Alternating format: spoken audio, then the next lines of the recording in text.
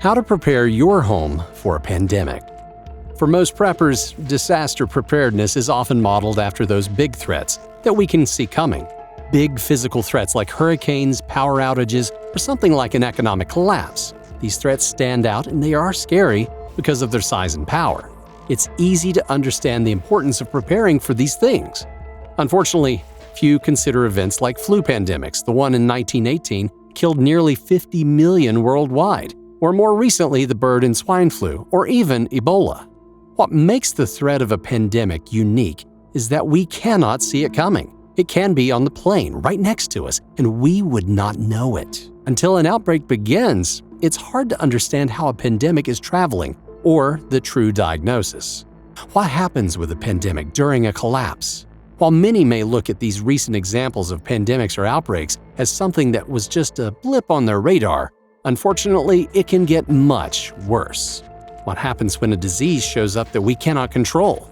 When you walk through the steps leading up to a pandemic disaster, it can start rather benign and then quickly get out of control. After the first 10,000 people are sick, you're going to see headlines everywhere. We saw that when it came to the Ebola in the past, and we see this every year in America with the flu. After 10 million people are sick, you're going to be looking at a new disease that could rival the amount of people who get sick each year from the flu. This will be particularly true if we have not created a cure to this illness and if it is highly communicable. Beyond that number, the question arises: when do we reach a point when essential services become affected by the amount of people who are ill and dying? Trash collection, water treatment, electricity, gas and heat, police and fire. Just these few essential services will have a detrimental impact on society and cause chaos.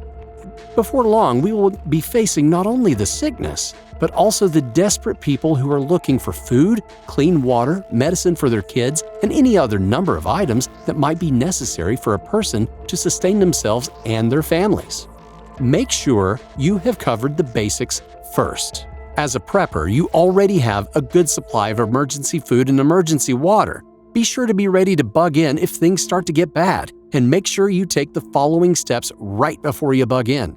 Check your inventory. Get extra cash from the ATM, little more than your normal emergency cash. Get extra food from the grocery store. In addition to your freeze-dried food, this may be your last shot. Refuel your vehicles. Refresh your water storage and fill up your bathtub water storage. 15 must-have home quarantine preps. While you should be prepping to survive a collapse, you are also going to need to isolate your preps to handle a number of situations that could occur in your area or in your home during an outbreak. One of the most important is a home quarantine kit. This kit will allow you to handle sickness in general, not just the outbreak of a dangerous pandemic. Even during a bad flu season, you will want to isolate those who are ill from those who are not, particularly if you have young kids or elderly in the home. Here are the items you will need to build a quarantine kit that will keep people outside the sick room safe and the people inside the room recovering. Protective bodysuits, N95 masks, thick plastic sheeting, simple cot for laying down and sleeping, fully stocked over-the-counter medicine bag, strong high-mil trash bags, hydration and electrolyte options, immune booster, store-bought or something like pine needle tea, a good amount of cleaning solution or spray that disinfects, high-quality soap and scrubbing tools, disposable latex gloves, duct tape or painter's tape depending on where you set up your quarantine room, 5-gallon bucket to act as a backup toilet, multiple would be preferred, bleach to disinfect buckets between uses, water, water, water, in this case at least 2 gallons of water per person for up to 7 days if possible. Setting up a quarantine. There are a ton of things that you can do ahead of time when you are planning for setting up a quarantine. One of the most important parts is to designate a room for the quarantine. If the room can have a bathroom or is a bathroom, that would be best. It is a much better area to quarantine someone, particularly if they are going to be vomiting or having diarrhea. Yuck. Keeping the germs in the quarantine room is the whole point of the room. Using your masks and bodysuits will be important. Good personal hygiene will be just as important. Showering or bathing with soap when you leave the room will be crucial. Your plastic sheeting will be used to block airflow from the quarantine area. This will be very important if you plan on keeping those who aren't sick from becoming so. The sheeting will also act as a border that only those dressed properly can enter. Hang the sheeting from the top of the door and be sure you have plenty excess on all sides of the doorway and floor. This stuff is cheap, and you should stock up on it.